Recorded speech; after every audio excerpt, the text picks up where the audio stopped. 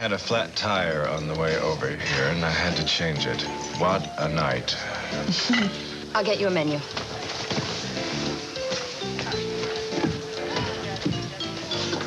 Augusta, I need a favor. Julia and I, we would like it very much if we could be alone tonight. And Samantha's being taken care of, and, we very much like to have the house to ourselves. No problem. I'll just check into the hotel here and let them pamper me. Are you sure you wouldn't mind? When have I ever gotten in the way of true love? I'm very happy that you and Julia are back together again. I know how much it means to her. Does that mean we finally have your blessing? Julia has my blessing. You have my cooperation. Well, it's better than nothing. Just don't make her unhappy again. Well, I'll do my best not to. And would you find out what's wrong with her, please? Is anything wrong? I'm worried about her. She seems very tense. I think she's working too hard. Just get her to ease up a little bit. Absolutely. And don't tell her that I asked you to stay away tonight. What? I am the soul of discretion. Here you go. Thank you. I wouldn't order the filet of sole. They said it was very fresh, but it looked freezer burned to me. I'm thinking of becoming a vegetarian. I have a wonderful idea. You two would really enjoy a night alone together. I know that. So why don't I just check into the hotel here? And for that sacrifice, I'll let you pick up the dinner check, Julia. Oh, what made you decide that all of a sudden? Oh, you know, I'm a creature of whim. Well, that's very sweet of you. Yes, it certainly is. Well, I'm a wonderful person. I've always said that. Be nice to her, Mason. Thank you, Augusta.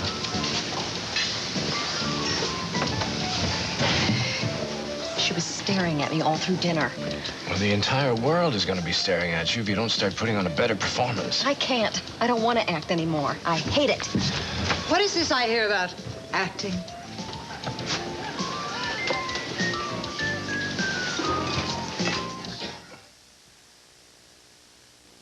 How do orange juice, tomato juice, and grapefruit juice measure up to prune juice? You get more of 7 important vitamins and minerals in a glass of great-tasting Sunsweet prune juice. Mmm. Sunsweet. Here's to your health.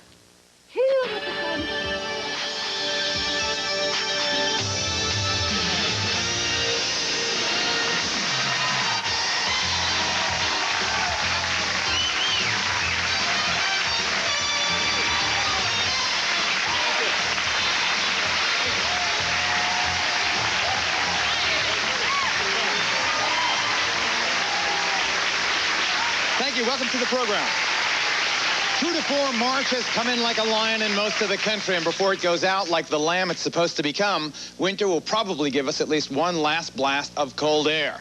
But on one front, at least, this has been a very hot season indeed. This will go down as the winter the fur started flying. Although most Americans are against a ban on fur sales, the anti-fur forces, some gathered here today, have put together an impressive group to lobby, to demonstrate, and in some other much more extreme ways make known their feeling that wearing fur is morally wrong.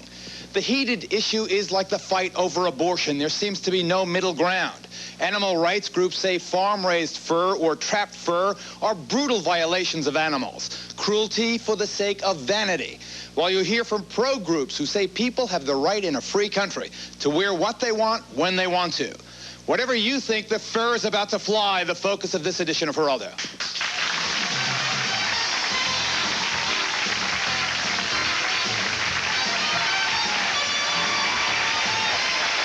Like the tobacco industry, although for much different reasons, the fur industry seems to be on the defensive. They might have won the recent battle in Aspen over the ban of furs, but many observers feel they are losing the war. Before we join the debate, watch this background report. Fur has always been the ultimate fashion statement. Warm, soft, and sensuous. Its cachet has been style, wealth, and glamour, a signal the wearer has arrived. But now this luxurious way to ward off winter's chill is at the center of a heated debate. The furor first began in the late 1980s, and it's grown to a fever pitch. Forget about fashion. Animal rights groups contend that fur is murder. They liken the 25 million wild animals killed each year for fur to genocide. They deplore the conditions on mink ranches, which contribute to the millions killed annually for apparel. But there are two sides to this story. and the fur industry is fighting back with a simple yet poignant message. Americans have the right to dress as they choose. The industry points to the centuries-old tradition of wearing fur, to its practicality, and to the fact that this multi-billion-dollar industry employs thousands. Pro-fur people also question the intentions of animal rights groups. They wonder whether fanatics will next attempt to ban poultry, eggs, beef, leather, and pork. Primarily, they fear the demise of the fur industry, and indeed, those fears may be warranted. Fueled by millions in contributions, the anti-fur forces have decreased sales, gotten an effort to ban on the ballot in Aspen, and brought the fur issue to the nation's conscience. More moderate animal rights groups have enlisted the support of celebrities. Fur factories came into being almost unnoticed by the public at a time when man thought he could do anything he liked with nature. Now we're beginning to know better. The debate may ultimately be decided by legislation. In the meantime, the question remains, if America is indeed the land of the free, does that freedom include the right to wear fur? This is an issue that generates tremendous passion. I want to give you a brief example. How many of you in the studio audience, regardless of how you feel, have a strong opinion about this issue? Just raise your hands. See, so it generates more passion, it seems, than most political issues, and certainly amongst our panelists today. First, meet a very special guest, Tony La Russa, the manager of the world champion Oakland Athletics. Tony knows baseball. But in his eyes, a woman who wears fur is not only not sexy, she is, to him, repulsive. For Peter Singer, the author of the so-called Bible of Animal Rights, the issue is bigger than just coats. He sees the abuse of animals as being morally equal to the abuse of humans. Dr. John Grandi, Vice President for Wildlife and Environment at the Humane Society of the U.S., thinks fur has simply become unnecessary, not to mention cruel. Dan Matthews is convinced that the anti-fur campaign is well on its way to bankrupting the entire fur industry. He is a staunch vegetarian. He wears no leather nor wool, not to mention fur, of course. Dan also, I should mention, eats no eggs, no meat, drinks no milk because of the alleged animal cruelty in those industries. Now, across the coffee table, so to speak, we have what we've been able to pull together from a wounded and very worried fur industry. First, meet Kim Case. Kim is a model from the Boston area who feels very strongly that in a free country, it is her right to wear what she wants to wear, whether it's fur or not fur, and no one should be able to take away her right. Sitting next to her, Janice Heinke, author of Seal Wars and spokesperson for the National Trappers Association. For Janice, who also runs a farm in upstate New York for helping hurt animals, it is an issue of how much harm is done by these so-called animal rights groups in the name of good. Well, joining us via satellite, first from Denver, this is Lowell Nelson. Flamboyant Lowell, as you can see, is the owner of a leather store in Aspen, Colorado. He is one of the leaders in the successful fight against the attempted ban on furs in that resort community. We will also hear, though, from his arch rival, Bill Sterling, the mayor of Aspen, who led the unsuccessful attempt to get fur banned in his town. This is Steve Carroll. Steve joins us via satellite from Chicago. He is the executive director of a group called the Incurably Ill for Animal Research. Steve was injured in a small plane crash back in 1971. Many of the treatments he underwent, successful treatments, were derived, he says, from animal research techniques. He fears that this movement to outlaw fur sales is just the first step in a larger movement that will include a ban on animal experimentation. I want you to meet a special guest in the front row also. Bridget Nunez runs HV Modeling Agency, Bridget? That's correct. Okay, and it's one of the Big Eight, so-called Big Eight modeling agencies. It has taken the unprecedented step of banning furs from, not letting its models wear fur. Let me go, if people are going to applaud for one side or the other, most of this program is going to be filled with applause, so let's just listen to the debate rather than making it a kind of a telethon. I don't want it to become that. Dan, I'm wearing suede shoes here. Does that make me a bad person? No, not at all. I think everybody loves animals, even people who wear fur love animals. What we're finding, though, now is a new thought prevalent among people of all walks of life who are starting to decide now we don't need to kill animals to live our lives. And the first step you can take if you respect yourself and respect animals is to not wear fur. It's the easiest thing you can do to get rid of violence out of your own life. But wait a second. Does that also mean that we can't eat pork chops or we can't have scrambled eggs for breakfast? A lot of people are taking those steps, but we're not going to push anybody too far unless they're willing to go that. But how far do you go? Well, do you ban silk shirts because of worms? It would be wonderful, Geraldo, if we could wake up and find a world full of Gandhis tomorrow, but that's not going to happen. People can take one step, though. For God's sakes, the whole idea of buying fur is supposed to be to celebrate the fact that you're doing well in life. The last way you should do that is by wrapping yourself up in death, for Christ's sakes. Please, no. Kim, are you wrapped in death, do you feel? I don't feel that I'm wrapped in death. I feel that I happen to live on the northern coast of Massachusetts. It's very cold there. I feel there's a lot of climates where it's very cold, and people should have the right to decide whether or not they want to wear a fur coat when they go out. I initially was against furs. However, I was given my first fur. It was a gift to me. And when I did wear it outside on a cold day, I felt that there was no better protection for me than that coat. Let me ask Tony La Russa, a gentleman, a baseball-playing genius, managing genius. How do you feel when people opposed to furs go up to a woman like Kim and throw, like, blood or something synthetic red liquid on her to simulate blood, when they take actions that are, you know, some would say intrusive, obviously intrusive of her personal rights? Well, personally, I don't condone it or encourage it. I mean, I think it's a violation of her rights. I do agree. You should have the right to make your choice. That's not really what animal rights is about. But I also think that when I see someone take an extreme step, I want to honor and respect what their feelings must have been like to have done a paint drawing or a splattering. An assault? How would you feel if they did it to your wife? Oh, I wouldn't be happy. I would ask probably first, you know, what's going on? Why'd you do it? Now, if somebody hurt my wife or hurt my children, now that's different. I think I would do something first and ask later. But if somebody just damaged my property, I would ask them, why'd you do that? Somebody said, I did it because I don't like the way you manage your team. That's one thing. If it was something deeper like, well, I'm really opposed to animals dying to put something on your back, I would hope to try to reason with them. I would disagree. I don't think breaking the law is something that we're encouraging. I think more than anything else, Geraldo, we're trying to say, make an awareness, have people understand what are the needs. Kim says she needs to be warm.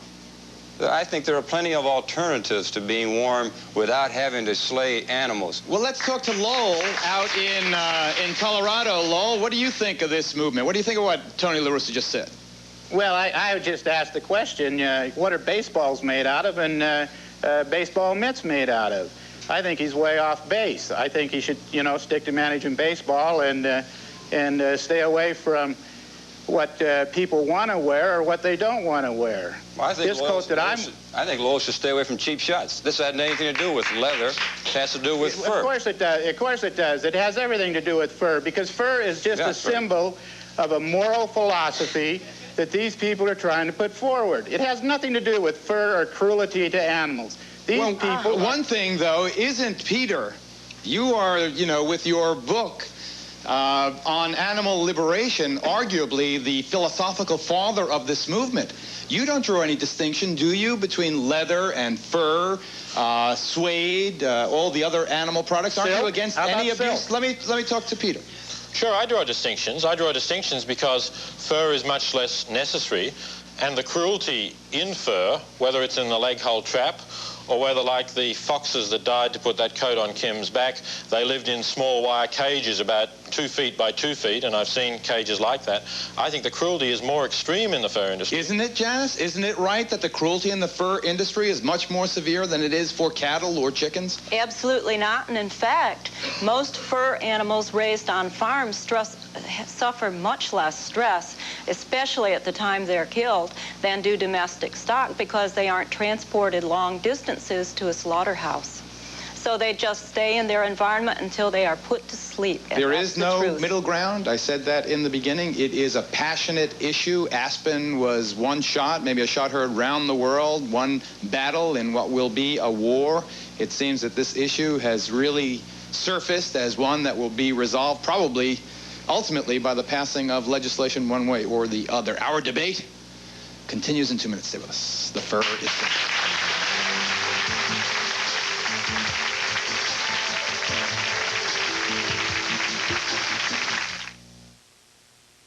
Clark & Mitchell introduces the newest, most exciting carpet ever made. Revelation Carpet, the carpet that's completely stain-proof. Even Bill Mitchell's grandsons can't stain this amazing carpet. Paint, ink, even ground-in mustard. Only Revelation Carpet from Clark & Mitchell is guaranteed unstainable. Even motor oil and bleach.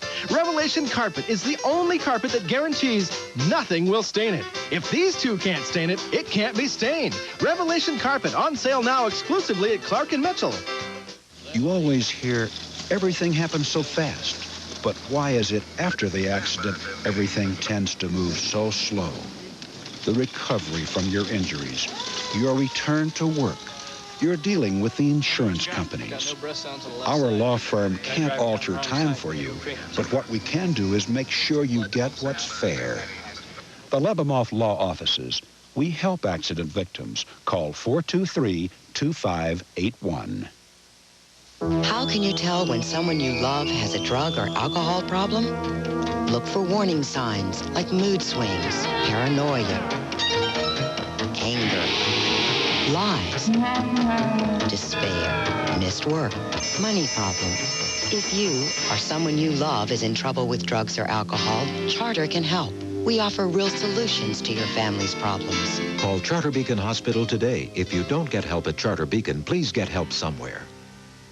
Jim Mutton is hot to trot. At Mutton Power Equipment, we're overstocked with Simplicity riders and lawn tractors. So I'll make it easy to own a new Simplicity with no payments or interest till September. During our spring sale, save $500 on this 12-horsepower tractor with 36-inch mower. Just $16.99 with rebate. Hurry to Mutton's. The Simplicity spring sale won't last long. Anything else? Nobody sells Simplicity for less. Mutton Power Equipment. Mutton Power Equipment.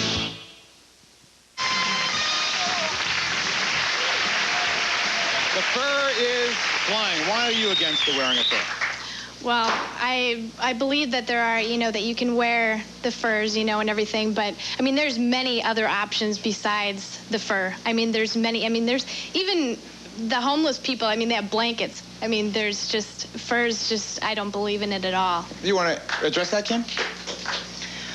I agree there's many other things you can wear, but I also feel that there's really nothing that is as warm as a fur. I'm sorry, I totally disagree against you people that are against furs. Coming from North Dakota where wind chills are below 60 miles per hour, there's nothing that's going to keep you warmer.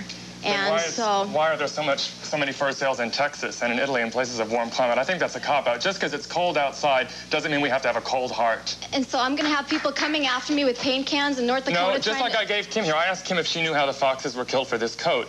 The answer is probably that they were anally electrocuted on a fur farm, and she didn't know this. I gave her this card, which we distribute, People for the Ethical Treatment of Animals in Washington, D.C. They're available free to the public, and they say, we'd like you to meet someone who used to wear fur. This is about education and learning and evolution. We're talking about education. Let's go to Steve in Chicago. Steve's life was saved because of animal experimentation he feels is the next object of these animal rights groups. Isn't that a fact, Steve?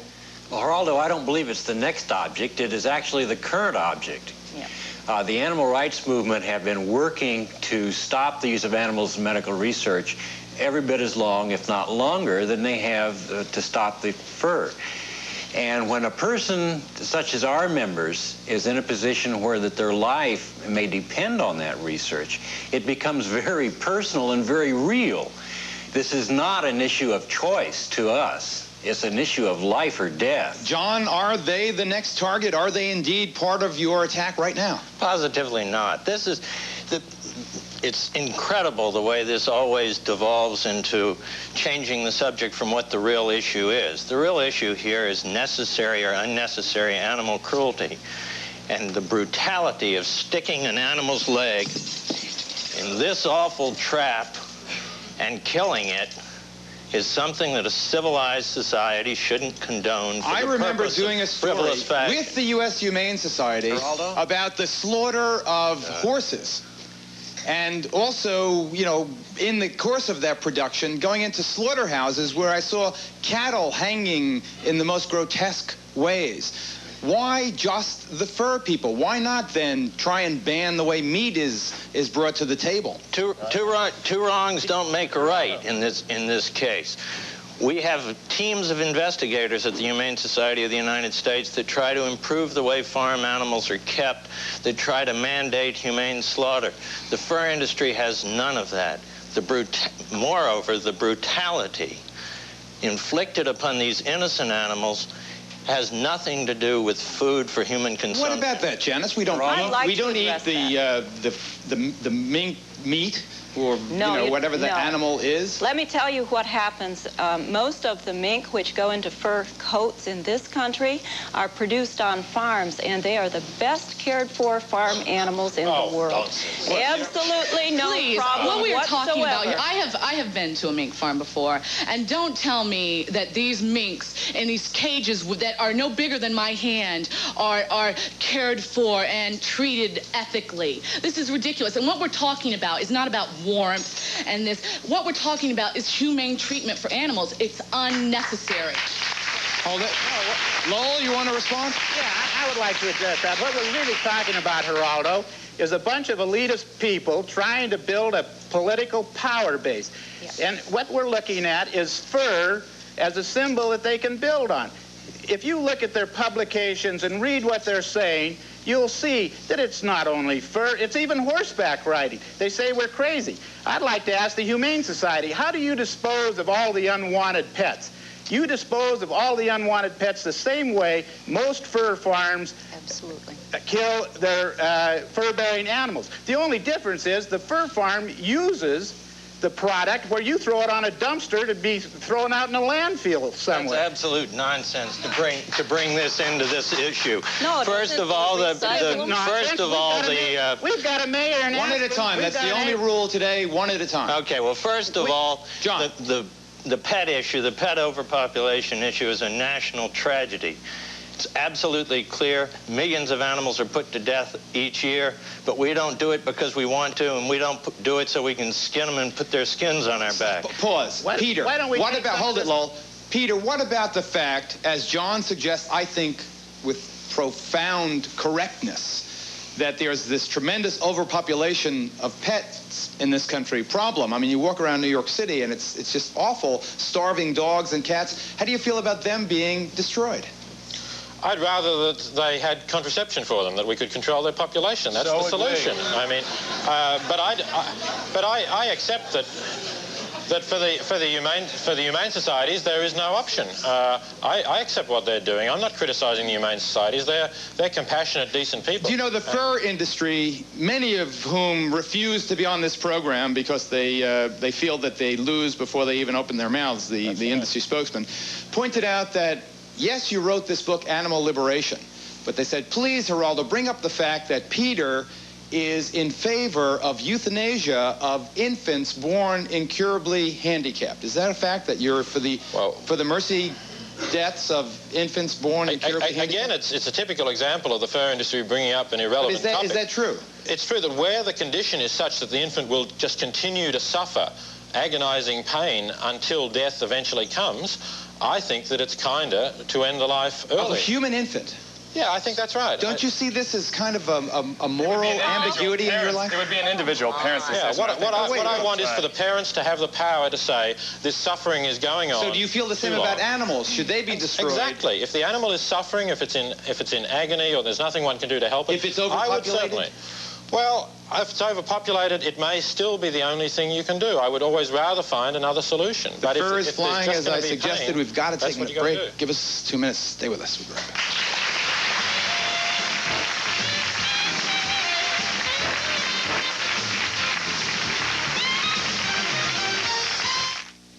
It hurts. Sinus pressure and headache. It really, really hurts. A painkiller alone can't stop it. A nasal decongestant alone can't stop it. Sinutab can stop it. Sinutab combines the painkiller in Tylenol with the decongestant in Sudafed to give you more than either one alone. Sinutab is the #1 sinus medicine for a good reason. It stops the pain. It stops the pain. Sinutab stops the pain. Put away the oily cheddar, baby. You know what I like. Velveeta shreds on my dinner spreads. No cheddar oil dribbling down. Velveeta shredded. Cooks up better every time. Oh, Velveeta, it's what I like. Kmart makes your carpet cleaning easier with the Bissell Power Steamer. The quality you need at the price you want. $149.88.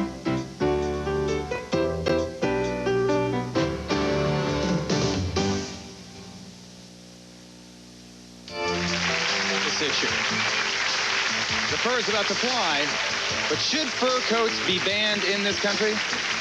We'll be right back.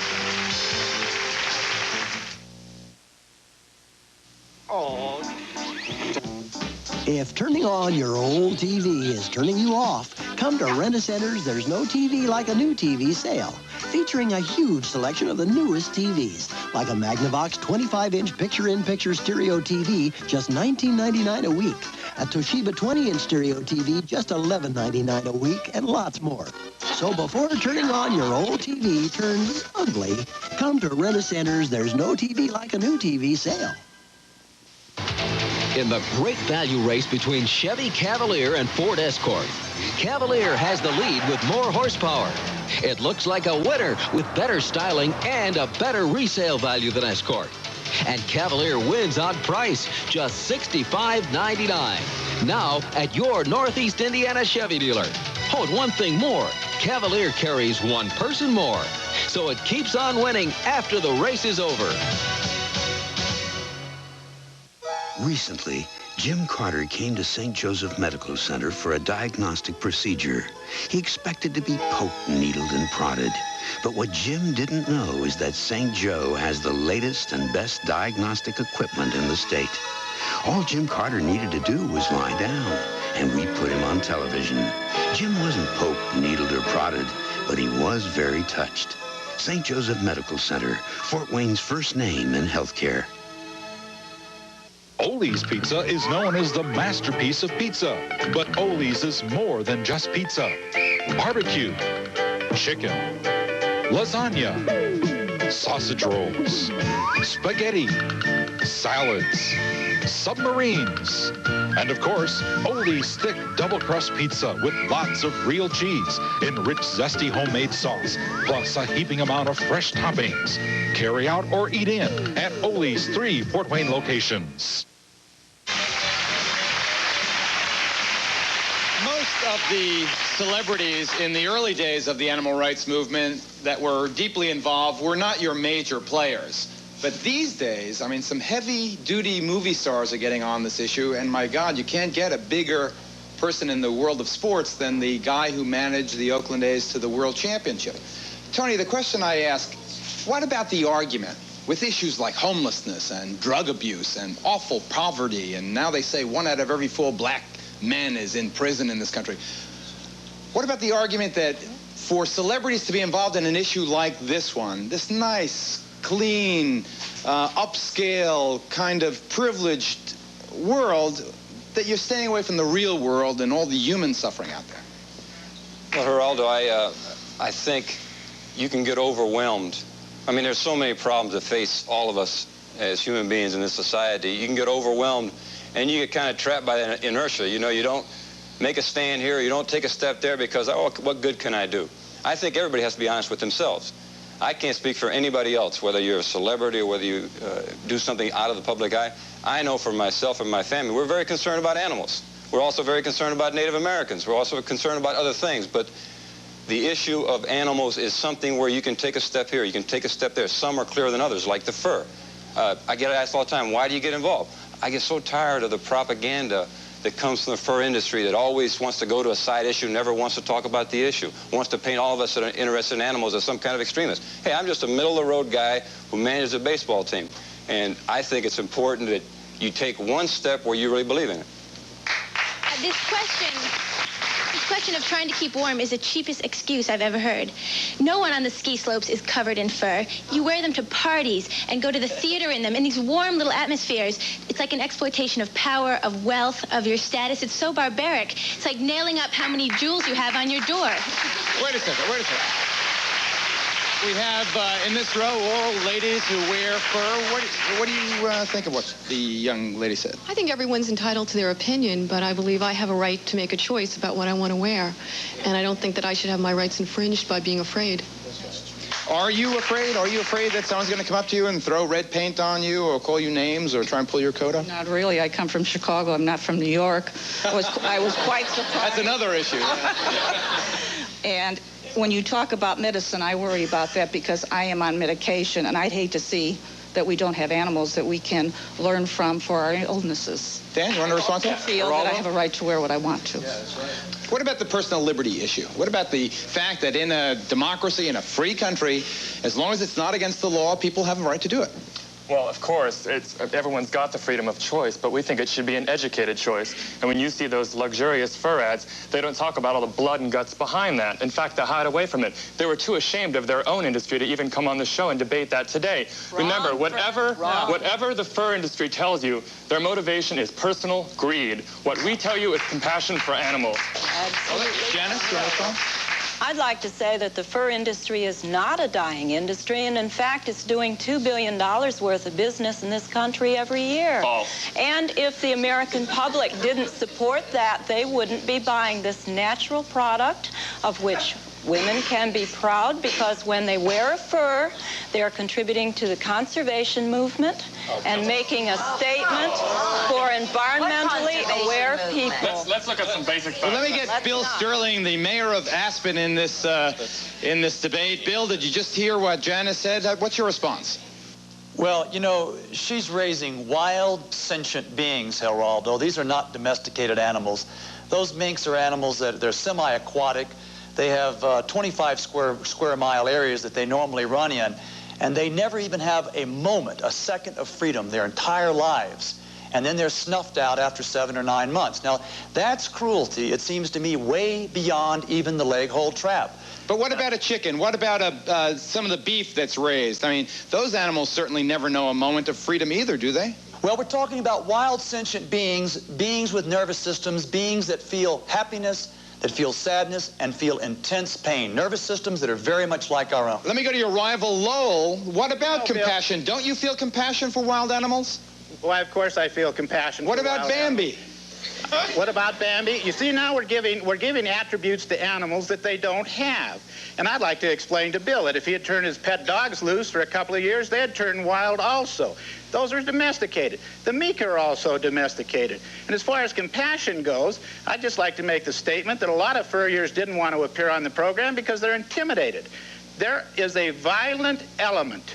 Are they intimidated, or do they have a guilty intimidated by conscience? education, elucidation, and legislation? Because there's a violent element in this political fight that's going on by these anti-fur people. If you read the letter, the death threat that my associate got in Aspen, George Lapin of Curious George's, it'd make your hair stand on end. It's terrible. You know, these people talk about compassion, they talk about sympathy, but they are the most violent, vicious group of people that I have ever encountered. Okay, the other side is going to respond. I've got to take a break. Hold it, Bill. You can have the floor. Give us 2 minutes for a commercial break. We'll be right back. Stay with us.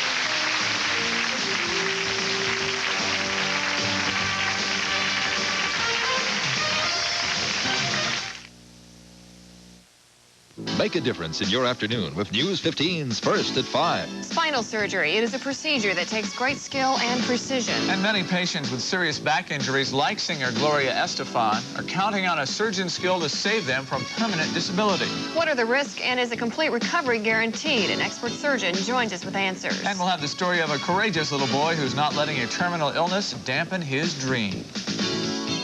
Watch First at 5, today at 5, only on Wayne TV.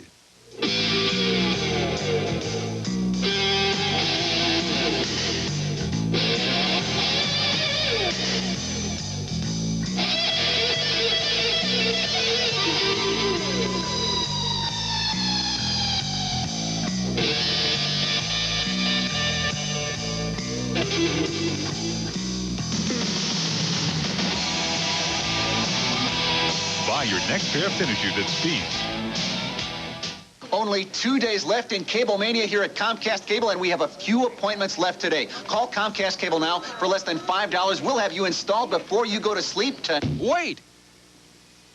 Call Comcast now and get cable installed for only $4.95 within 24 hours. Guaranteed. Or your first month is free. Add Showtime for Michael Keaton in the crazy comedy The Dream Team. And laugh until you drop when Showtime shows Monty Python 20-odd years. Comcast Cablevision. Call now. More for less. More quality, more service, and more low prices. Save now on Scott's fresh Grade A chicken drumsticks. Just 39 cents a pound. Your satisfaction is guaranteed or double your money back.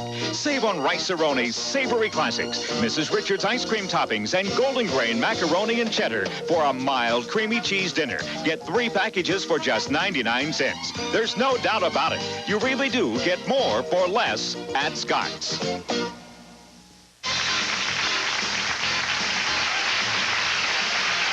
All right, I want to go right out to Aspen, to Mayor Bill Sterling.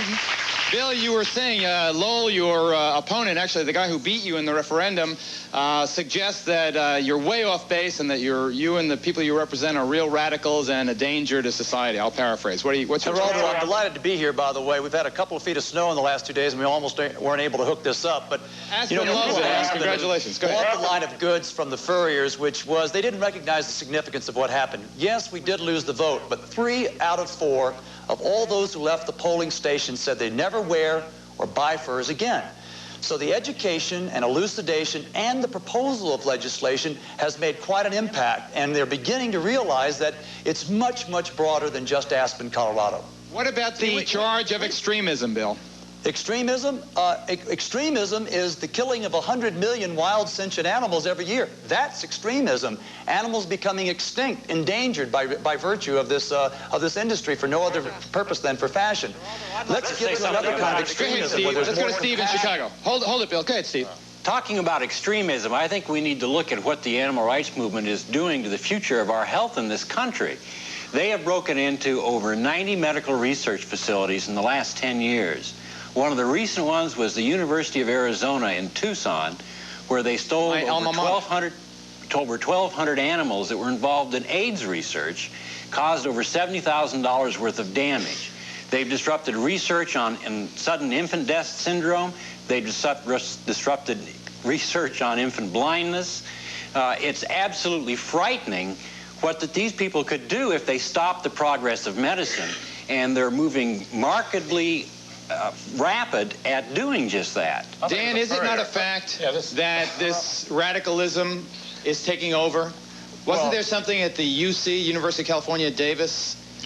It's certainly making a lot of $3.5 million worth of damage? Right. Yeah, a lot of those things are happening across the country. But I thought this guy was a furrier. What about the shooting deaths of Dean Kitchen at the University of Tennessee? There's no evidence linking that to the animal movement. Well, I agree that I want to say Lieutenant Herman Johnson of the Knoxville County Sheriff's Department says that although a letter was received from a group called ALF, the Animal Liberation Front, claiming credit for the shooting of Dean Kitchen of the veterinary school at the University of Tennessee, shot dead February 8th, 1990, 9 shots.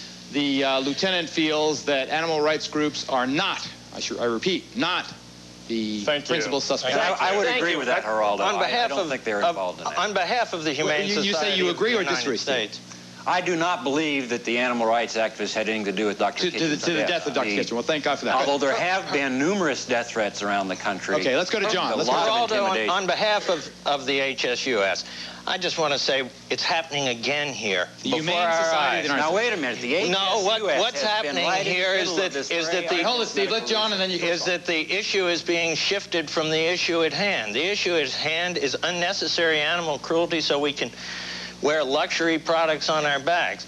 No one here in this panel and no sensible person across this nation is endorsing violence and threats and intimidation of human beings. Hold it, John. Now let's Steve respond. Go ahead, Steve. One of the guests on your panels, Dan Matthews, was on Joan Rivers' show about a month ago and was proudly displaying some red splatter paint that they were distributing to their people. Is that true, Dan? Yes, it is. But you know what? Wait a second. Okay, wait a second. I just want to say something, because Tony said something that really sparked it. If my wife was wearing a mink coat, and you came up with some of that red splatter paint, and you splattered it on my wife, I would do something to you. Well, I understand that. I understand that. The whole purpose of that show was a show and tell situation. They wanted to know what people were doing. The reason I brought these cars on is because at PETA, what we encourage people to do is the lawful thing. What does PETA stand for? People for the Ethical Treatment of Animals, which I'm the anti-fur coordinator. We have events like Rock Against Fur, major rock concerts. We work with fashion people. Bridget Nunes here from HV Models, who has decided not to work with fur. Why, Bridget? Because I think hold it, Steve, hold it. Let's go to Bridget. I think that it is cruel and unnecessary, and I believe that if HV Models can do something to help stop this unnecessary killing, then we will do that. Do you live in New York?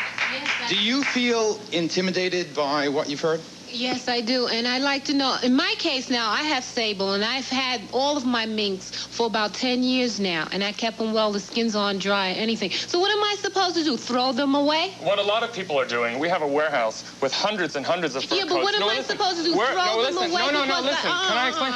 We're a non-profit, and so when people who are too ashamed, and there's a lot of them out there to wear their fur, they get a tax write-off by donating them to PETA. I don't care about the tax or nothing like that. And they're used in education because I'm a person and I bought them. Because I wanted them. Well, now, that was before I knew how they were killed and all this, okay? So now what am I supposed to do, throw them away? Or either get a tax or whatever? See, you're forgetting the issue. All those years that I had them, you all wasn't talking about it then. Well, we're so why are you talking about it now? No, but the issue is for people to become more informed. We hope that people are becoming more informed, regardless of your position. We've got to take a break. Stay with us. We'll get even more informed as the program progresses. The fur is flying at Times Square Studios, New York City.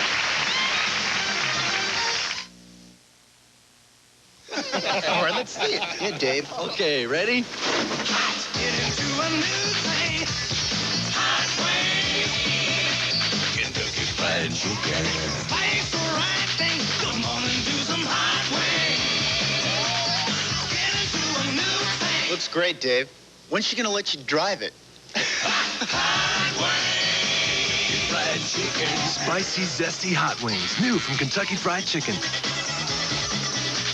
From Touchstone Pictures, Edward Lewis was rich, powerful, and alone. My ex-wife is now in my ex-home, my ex-dog. So he hired himself a date. I'd like you to spend a week with me. Is that a yes? But what began as a simple deal... Get rid of your gum. I don't believe you did that. ...turned into more than he bargained for. Slippery little suckers. Richard Gere, Julia Roberts, Pretty Woman, rated R. For quality fencing installed in your yard before summer, this is the number to call now. RNC Fence, 478-7667. RNC offers durable wrought iron fencing, every style imaginable in wood fencing, and tough, dependable chain link. Plus, exclusively Copperwood treated wood fence with an unparalleled 25-year limited warranty. Buy now and for a limited time, receive 90 days, same as cash. RNC Fence, 20 years of expert fence service. Now at their new location on Engle Road. Call 478-7667 today. Hi, I'm Joe Garagiola with Johnny Bench, and we've had great action at Toyota's Big League Sales event this week. Let's highlight the top performers. This lineup features several superstars. It's on starting under 12.3. This one's priced at the league minimum. And the team stands out in many categories, including fewest errors allowed. Never played on a team like that. Fan support and seating capacity. Luxury box seats. The fans are really getting their money's worth at Toyota's Big League Sales event. It's the only game in town.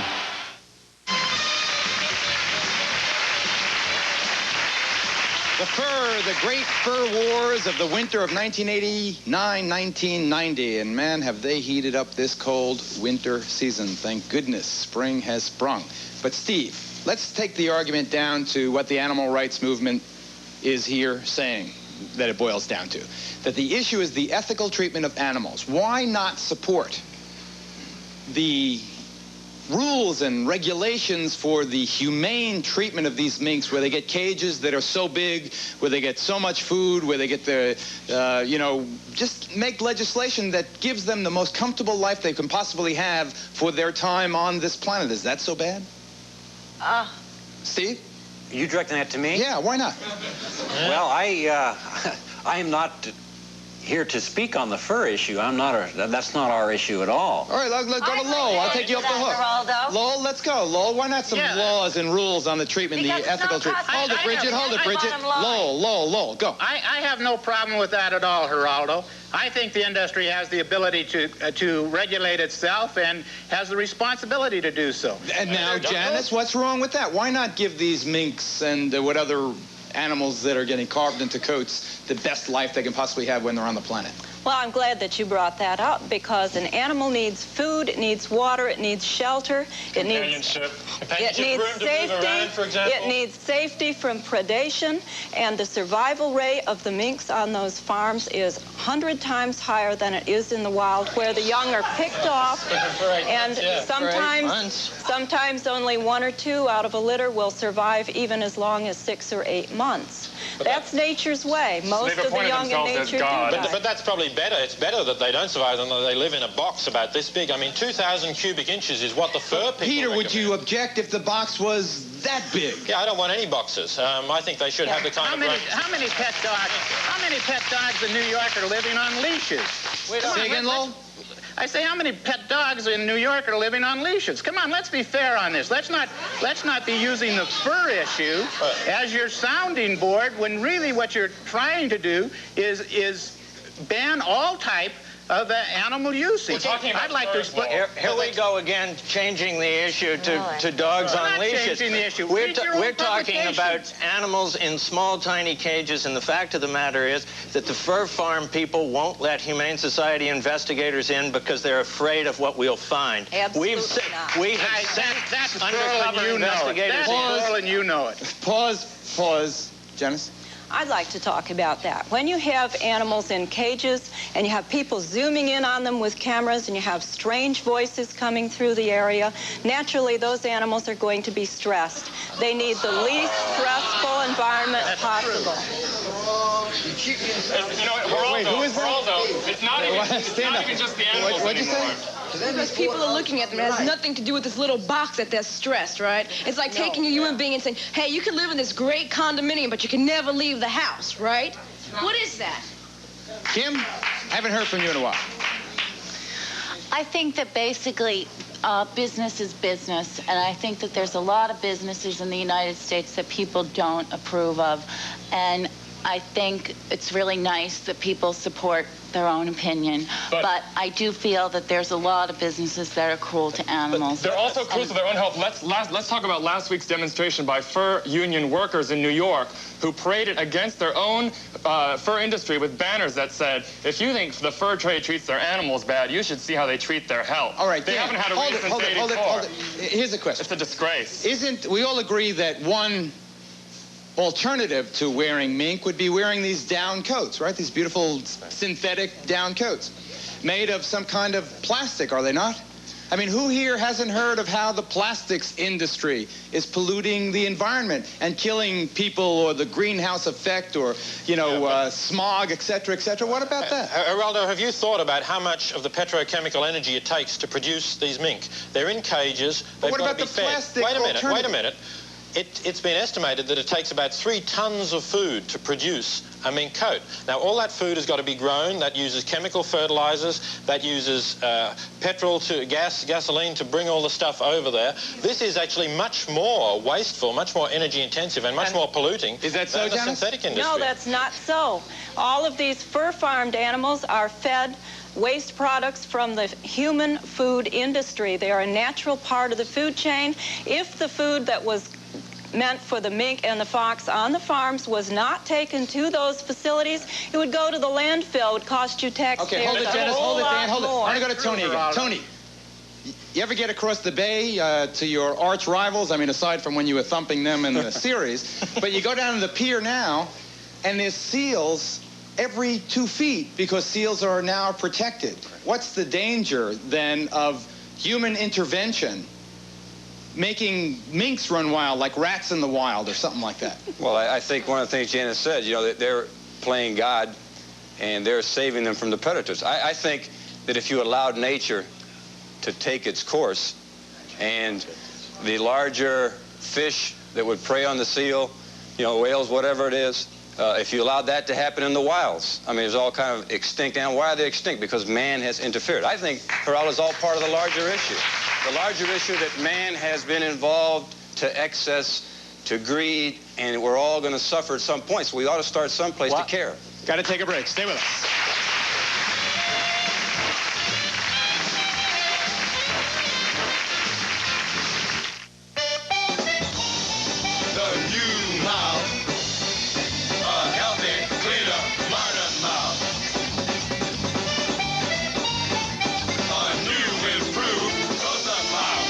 First fluoride toothpaste for the protection of real mouth rinse. The toothpaste and mouth rinse in one. For a healthy mouth, a new close-up mouth. You know it makes me wanna Shout Power Stick lets you stick it to tough stains today. throw my hands back. Shout them out next wash day.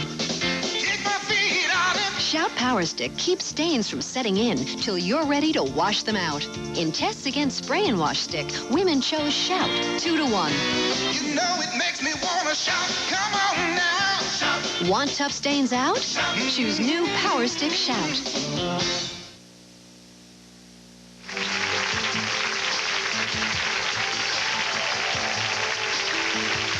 If you'd like tickets to be in our studio audience, I hope you'll write us at Geraldo Tickets, Post Office Box 684, New York, New York, 10108.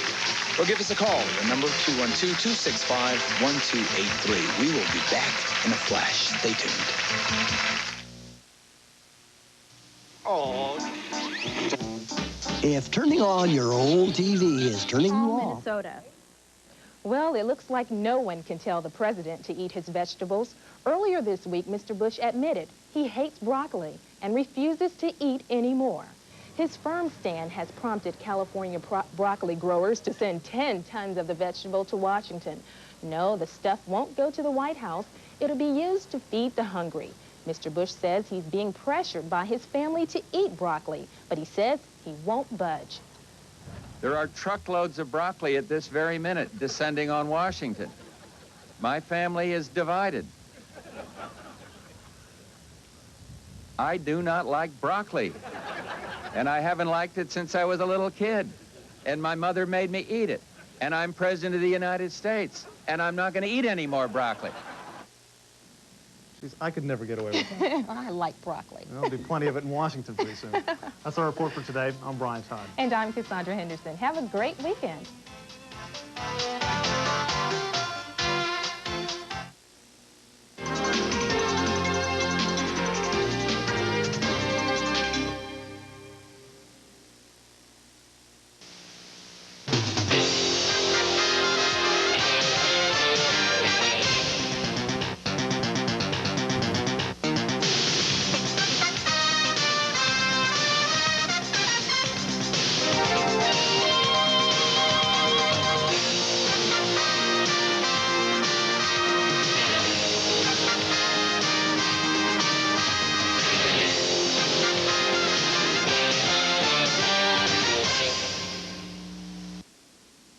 Listen to the harmony of the award-winning Summit City Barbershop Chorus featuring the quartet Bustin' Loose. You, the pictures all brown on the wall. The Summit City Barbershop Chorus presents Bring Back Those Good Old Vaudeville Days, Saturday, March 24th, 7:30 p.m. at the Embassy Theater. Get your reserved tickets, just $8.50, available from the Embassy box office or any chorus member. Monday on Comcast Cable. In need of an inconspicuous and thoroughly precise detective? Just say the word and Jessica Fletcher's there to crack the case in Murder, She Wrote on USA. Then... It isn't my dear old friend, Jane Mock. And she's out to solve yet another intriguing murder mystery in Agatha Christie's suspenseful Bertram's Hotel on A&E. Monday's a mystery with Murder, She Wrote on USA and Bertram's Hotel on A&E.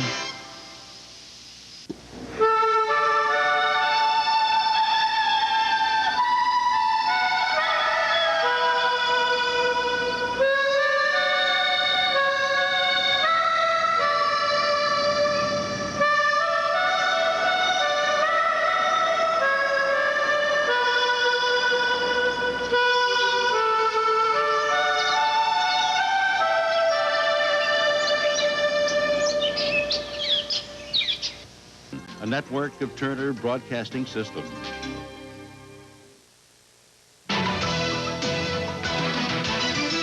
This is a CNN special report. Welcome back to our special